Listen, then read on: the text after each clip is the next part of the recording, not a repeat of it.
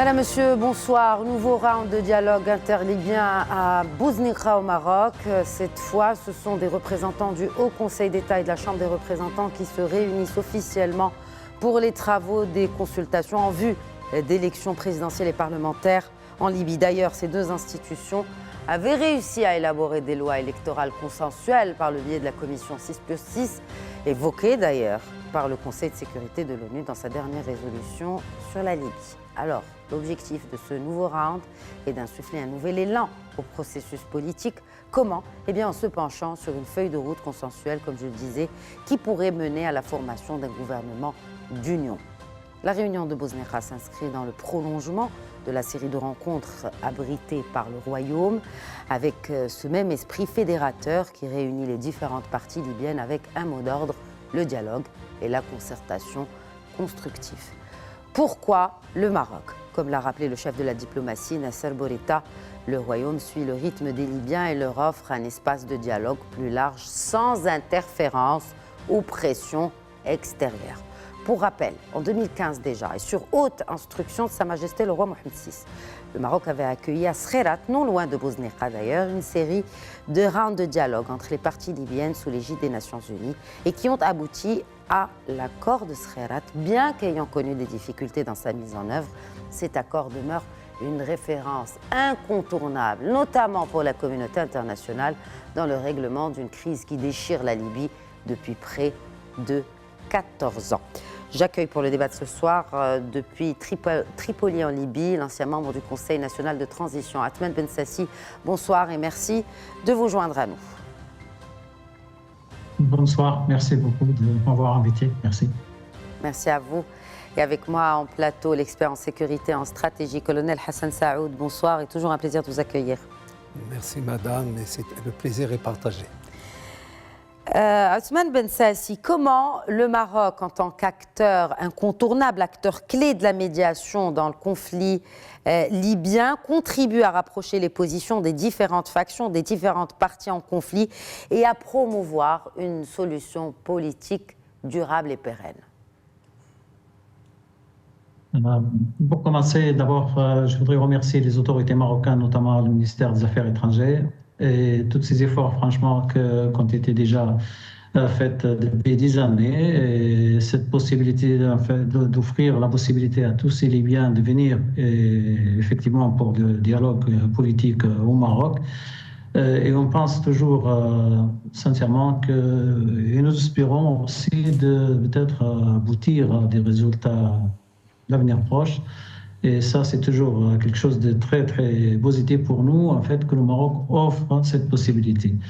Maintenant, le Maroc joue un rôle très, très important depuis le début du changement, en fait, depuis 2011 jusqu'à aujourd'hui, comme vous l'avez précisé, depuis Skhirat et bien avant Skhirat, et ensuite toutes les réunions qui ont eu lieu au Maroc, comme à Bouznikha ou ailleurs, et plusieurs niveaux. Et sincèrement, c'est quelque chose que nous, ça nous aide beaucoup déjà à penser à un espoir quelque part, le fait qu'il y a cet espace de dialogue au Maroc.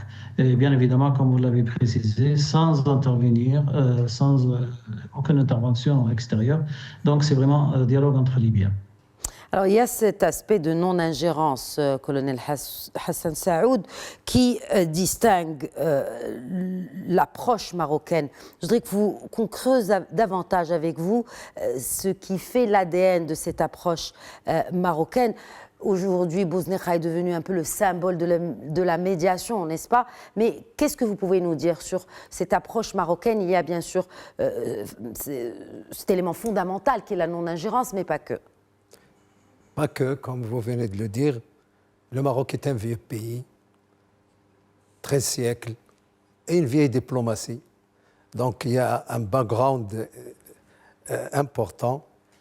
Le Maroc, en étant l'hôte de ce dialogue de concertation interlibyen, offre un espace de sécurité, un espace et il joue un rôle de facilitateur. Pourquoi ? Parce que d'abord, le Maroc respecte la charte de l'Union africaine. L'article 4 parle de la non-ingérence d'un État dans un autre État africain. Et ça, c'est dans l'ADN du Maroc. Deuxièmement, le Maroc a une posture d'équidistance entre les parties prenantes dans ce différend interlibyen qui dure quand même depuis 15 ans. Et je pense qu'il est... Et c'est ce crédit, cette crédibilité, ce prestige et cette notoriété ne datent pas d'aujourd'hui. Tout le monde dit que la diplomatie marocaine est une diplomatie de dialogue, de concertation et de médiation concluante. Et de discrétion, parce qu'on ne fait pas absolument. Du tapage. Et sans tapage. Ben, avant-hier, le Maroc a réussi une prouesse diplomatique importante. Entre la France et le Burkina Faso, 4 détenus français ont été libérés grâce à l'intervention, à la médiation marocaine, parce qu'en Afrique, la crédibilité du Maroc est incontestable. Et le Burkina Faso vient de nous en donner la preuve. Donc, crédibilité, prestige, facilitation, c'est ça l'ADN de la diplomatie marocaine qui lui réussit. Pourquoi ? Parce qu'il a choisi la profondeur stratégique africaine, il est dans la bonne direction, il est dans la communication et il est dans la médiation partout où il peut le faire, partout où il est demandé, avec la réussite qu'on connaît. Et je suis désolé que dans nos voisinages, on ne puisse pas adopter la même diplomatie. Oui. Ousmane Bensassi, que pouvez-vous nous dire à présent sur le contexte interne en Libye dans lequel se tiennent ces consultations à Bouznekra? Comment est la situation aujourd'hui? Nous avons, vous savez, des fois des choses qu'on ne voit pas très claires de l'extérieur, mais ici, je vais vous dire quelque chose de sensible un petit peu. Ce qu'il y a eu récemment, c'est les élections de président de Haut Conseil d'État. Donc, il y a eu des élections pour choisir un président. Et il y a eu un problème, c'est-à-dire que le résultat des élections à l'intérieur des chambres de Conseil d'État, le résultat était plus ou moins 50-50, avec 2 voix sur lesquelles il y a eu des litiges. Donc, il était renvoyé tout ça au tribunal, et on reste aujourd'hui avec un petit problème à l'intérieur même de Conseil d'État. Alors, le président qui est venu au Maroc, en fait, à Bouznekra pour se réunir, bien évidemment, il y a un petit problème, puisque lui, il est contre le gouvernement à l'ouest, contre le gouvernement de Beïba, et il se met maintenant avec la Chambre des représentants sur la ligne politique, je parle. Donc, ça pose un problème, le fait qu'en fait, c'est en quelque sorte, ces 2 groupes, c'est le même groupe qui s'est réuni à Bouznekra. Parce que l'absence de gouvernement de Beïba ici à Tripoli, ou les représentants de ce gouvernement, et le fait que les 2 chambres sont d'accord, donc ça va être un petit peu un problème sur l'avenir de résultats en fait de ces commissions qui ont été créées. Bon, créer un nouveau gouvernement, ça va être encore tâche très difficile. Ça fait 10 ans qu'on essaie de créer un gouvernement unique et nous n'avons pas réussi jusqu'à maintenant. Donc, et ces résultats de ces commissions, nous espérons bien que ça débouchera un petit peu de dire, bon voilà, on arrive peut-être à un résultat. Bien sûr, là, le Maroc, il ne fait que préparer bien sûr le terrain pour accueillir ces réunions, sans pour autant proposer une solution. Mais selon vous, quelle serait la solution? Ou quel serait le goulot d'étranglement? Est-ce qu'il est endogène à la Libye? Est-ce qu'il y a des pressions exogènes qui font que le processus soit freiné dès qu'on commence à apercevoir une lueur d'espoir? Eh bien, il vient un élément qui fait qu'on revient à la case départ et qu'on n'arrive pas à tout simplement organiser déjà des élections et à constituer une constitution comme vous l'évoquiez tout à l'heure. Alors, comme vous le savez, ces réunions au Maroc, c'est des bonnes bases pour comprendre un petit peu le problème aussi. Et comme vous le savez, en parallèle des réunions au Maroc, il y a des réunions maintenant qui se préparent avec les Nations Unies, en fait, avec Stéphanie Khouri. Et travail qui est différent de celui de Bousmira. C'est-à-dire les réunions avec l'ONU, c'est de réunir l'ensemble des représentants politiques libyens peut-être un jour.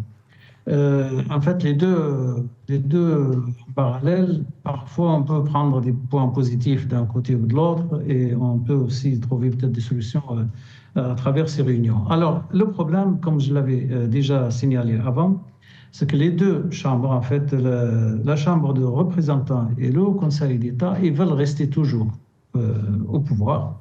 Ils ne veulent pas quitter, ils ne veulent pas partir. Et les élections, ce n'est pas en leur faveur. C'est-à-dire, s'ils organisent des élections, ça veut dire qu'ils quittent les deux parlements. Alors, dans ce cas-là, en fait, les réunions, toujours, c'est pour entamer l'année d'après. Là, comme vous le savez, ils se sont réunis en décembre pour entamer l'année 2025. Mais ils sont engagés à organiser des élections sur, ces lois dites de 6+6. Ces deux institutions que vous venez d'évoquer. Ils sont engagés, les deux se sont engagés. Depuis très longtemps, depuis 10 ans. Ils sont engagés. Moi, je vous dis un peu, vu d'ici, comment ça se voit, comment les choses sont. Vous savez, on a une expression libyenne, quand vous ne voulez pas trouver une solution, créez une commission. Ça, c'est le résultat de tout ça. Bien évidemment, ce n'est pas du tout... bien évidemment, le Maroc offre toute la possibilité pour qu'ils réussissent, mais maintenant, c'est aux politiques libyennes de trouver une solution. Bien sûr. Pas, bien évidemment... Donc, vous dites que c'est purement endogène. Ce sont les politiques libyens, ou quelques politiques libyens, qui ne veulent pas que ces élections soient organisées.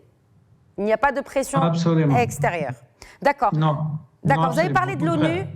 Très bien. Athmane Ben Sassi, vous avez parlé de l'ONU. J'aimerais bien interpeller mon autre invité, si vous le permettez, colonel Hassan Saoud. L'ONU dans tout cela, aujourd'hui, cette institution se retrouve un peu bloquée par rapport à ce dossier, et d'autres d'ailleurs, mais à ce dossier libyen. Pourquoi ? Je vais vous dire, d'abord, les accords de Skhirat figurent dans la plateforme des Nations Unies.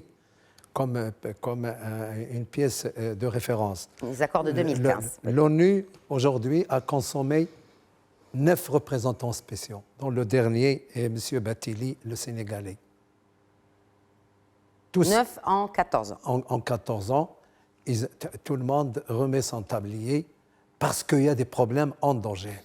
Et je suis obligé de répéter ce qu'a dit M. Batili, parce que c'est peut-être la réalité par rapport à ce qu'a dit notre ami Athmane. Il est décourageant de voir des individus en position de pouvoir mettre leurs intérêts personnels au-dessus des besoins de leur pays. La détermination égoïste des dirigeants actuels qui veulent maintenir le statu quo avec des manœuvres dilatoires, etc., etc. Donc, le problème réside dans... Vous savez, la politique, c'est l'art du compromis. Et il va falloir, de mon point de vue, que les deux parties, parce que nous sommes malheureusement dans un pouvoir bicéphale. Et depuis le premier jour. Depuis le premier jour. Enfin, depuis la chute du régime de Kadhafi. Exactement. Et j'en profite pour dire, attention, ne créez pas la nostalgie du passé. Dans quel sens ? Il ne faut pas que chez la population il y ait de la nostalgie d'un régime qui a été déjà balayé, on en avait ailleurs. C'est très important. Allez de l'avant, construisez ce que vous avez besoin. Il y a une feuille de route, comme vous venez de le dire. Il y a des listes électorales qui se préparent, qui sont déjà préparées. Il y a un processus électoral à la présidentielle et aux deux chambres. Il y a aussi, nous dit-on, un recensement démographique aussi, et puis un gouvernement d'union. Mais il faut y aller. Ça fait quand même 14 ans. 14 ans dans la vie d'un pays, c'est lent. Hein, mais pourtant, ils ont réussi à organiser des élections locales. Oui, c'était en novembre dernier, à la mi-novembre. Oui, c'est un bon signe. Oui, mais ça veut dire que l'exercice démocratique peut aujourd'hui prendre place dans le psyché de la population, dans les habitudes de la population libyenne. Mais pour vous, ce n'est pas une problématique de la population, mais vous alignez à ce que vient de dire Athmane Ben Sassi, ce sont les dirigeants qui ne veulent pas lâcher leur siège. Absolument, et c'est le peuple qui en souffre. On a déjà reporté des élections plusieurs fois pour des problèmes marginaux qu'il va falloir un peu régler. Vous savez, ce problème interlibyen, il se joue dans un contexte de MENA, Moyen-Orient et Afrique du Nord, qui est déjà instable, le pourrissement, l'incertitude, l'insécurité, un embrasement plausible. Donnons l'exemple. Il y a des ressorts, il y a un cadre de discussion, il y a un cadre de dialogue, mais il faut passer à l'action à un moment donné en mettant tous les intérêts partisans à part et regarder l'intérêt libyen. Visiblement, ça coince. En tout cas, quand je vois, et je suis désolé de comparer, quand Syrie voisine, et ce n'est pas loin, il y a un mouvement qui peut aller rapidement. Moi, je souhaite que le cahier de charge et la feuille de route libyenne puissent aboutir à un résultat pour que nos amis syriens s'en inspirent et pas le contraire. Il faut à un moment donné se rendre à l'évidence qu'il faut jamais revenir en arrière et qu'il faut regarder l'avenir avec des compromis. On ne peut pas être dans une position définitivement parce que c'est pas dans l'intérêt du pays. Et j'espère que nos amis continuent leur dialogue, mais affinent un peu les actions, parce que c'est de ça qu'il s'agira. L'élection du président, l'élection des deux chambres, et puis le gouvernement d'union qui peuvent aller de l'avant avec ce pays qui mérite mieux et qui a pourtant beaucoup de ressorts. Revenons justement aux objectifs de l'accord de Skhirat, vous l'avez évoqué, signé le 17 décembre 2015 à Skhirat au Maroc, qui est une référence même pour les Nations Unies, mais pas que, pour d'autres institutions tout aussi sérieuses. Asman Ben Sassi, l'un des objectifs de l'accord, c'était à mettre un terme aux rivalités politiques. Est-ce qu'aujourd'hui, les rivalités politiques ont des sous-bassements autres que d'origine et de nature politique? Et si oui, selon vous, est-ce qu'il y a un espoir pour dépasser ces rivalités? Personnellement, j'ai toujours de l'espoir. De mon côté personnel. L'espoir fait vivre, mais, oui. Absolument, c'est très important. Et en fait, le point clé de tout ça, c'est l'expérience politique en Libye. Si on revient un petit peu sur l'histoire de la Libye, en fait, nous n'avons pas une expérience véritable, expérience politique pour pouvoir résoudre ces problèmes-là. Donc, on ne peut pas résoudre les problèmes d'avenir d'un pays sans que la population, sans la participation de la population à travers, bien sûr, des partis politiques, etc., des organisations, des associations. Nous n'avons pas, malheureusement, des partis politiques à un niveau, je veux dire, élevé pour pouvoir offrir cette possibilité de dialogue et mettre la pression aussi sur les deux chambres, en fait, pour organiser des élections et changer ces figures qui sont là depuis 14 ans. Donc ça, c'est un point clé. Tant que nous n'avons pas, en fait, un système ou une organisation interne ici, politique, qui peut travailler pour pouvoir trouver des solutions. Ça, c'est très, très important. C'est-à-dire que nous n'avons pas notre propre voix dans le dialogue. Même les Nations Unies essaient toujours de trouver une solution, mais avec qui? Avec toujours les mêmes. C'est-à-dire ces représentants sont là depuis 14 ans, donc c'est impossible. On prouvait au monde entier qu'il n'y aura pas de solution en leur présence. Donc, à un moment donné, il faut trouver une solution pour le faire partir. Et pour le faire partir, c'est très simple, c'est organiser des élections parlementaires, pas présidentielles bien sûr, parlementaires, pour pouvoir chasser ces gens qui sont là depuis très longtemps. Nous n'avons pas besoin de deux chambres. Il y a juste, on revient en arrière, c'est-à-dire comme au début de changement, c'est-à-dire en 2012, élection de Parlement pour pouvoir après organiser organiser un référendum sur la Constitution. C'est très important. Et sur la base de référendum sur la Constitution, on peut démarrer après, entamer les élections présidentielles.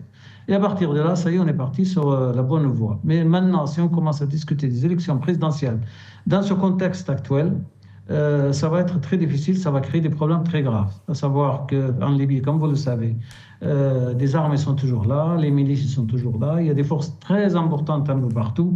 Et c'est juste un petit déclic, quelque chose qui peut démarrer une guerre terrible. Donc, pour éviter ça, en fait, il ne faut pas parler des élections présidentielles. Les candidats qui se présentent aux élections présidentielles, c'est en fait des candidatures très sensibles, à savoir le fils de Kadhafi, à savoir les actuels premiers ministres et d'autres, j'en passe, mais ils ont un passé quand même difficile et en même temps leur présence actuelle au sein du gouvernement, etc. Donc à un moment donné, il faut éviter tout ça. Élection parlementaire, c'est très simple et tous les Libyens vont aller voter, il n'y aura aucun problème.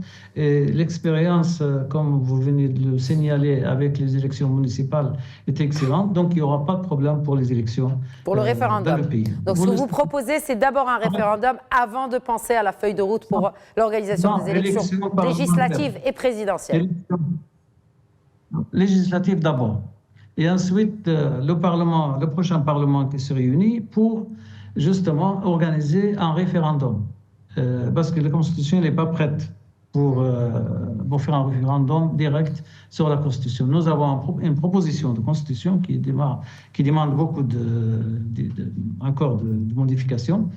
À partir de là, c'est le nouveau Parlement voté qui va démarrer en fait le travail.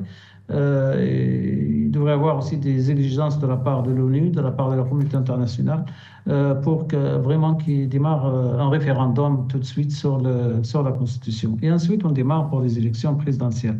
Comme vous le savez, en Libye, nous avons des avantages, vous savez très bien. Nous n'avons pas en fait des différentes communautés, nous n'avons pas même pas d'école religieuse, etc. Il n'y a rien. C'est un seul peuple qui a la même culture, qui n'a pas vraiment nous n'avons pas de tous les mêmes ressemblances avec, par exemple, la Syrie actuellement, comme vous le savez, les chiites, les Kurdes, etc. Les sunnites et les durs, etc. Et pourtant, ça fait 14 ans que ça dure. Et pourtant, on n'arrive pas à avoir ce consensus. Et pourtant, merci Asma Bensassi. Je me tourne vers Hassan Saoud. Votre conception de peut-être pas la fin, mais au moins le début de la fin de cette crise libyenne. Oui, j'allais en parler. Voilà un pays, même langue, même religion, pas de lutte tribale, etc. Toutes les capacités. Pas de lutte tribale. Oui, mais c'est pas aussi voilà, c'est pas aussi acerbe que ça. Je pense que c'est plutôt clanique et des conflits d'ego. Et il est temps que les dirigeants des deux partis cèdent un peu de leurs exigences, parce que sans compromis, on ne verra pas une Libye stable, développée et dont le peuple vit dans une paix et dans une tranquillité dont elle a fortement besoin. Exactement. Merci beaucoup Hassan Saoud, expert en sécurité et en stratégie. Je réitère mes remerciements à vous également, Othman Bensassi, ancien membre du Conseil national de transition. Merci d'avoir été avec nous depuis Tripoli. Et Inch'Allah, notre prochaine émission, on aura du concret à discuter, Inch'Allah, avec une piste de sortie de crise, Inch'Allah. Merci. Merci beaucoup. Merci. Voilà, c'est la fin de cet épisode de Questions d'actu. Très bonne soirée à tous.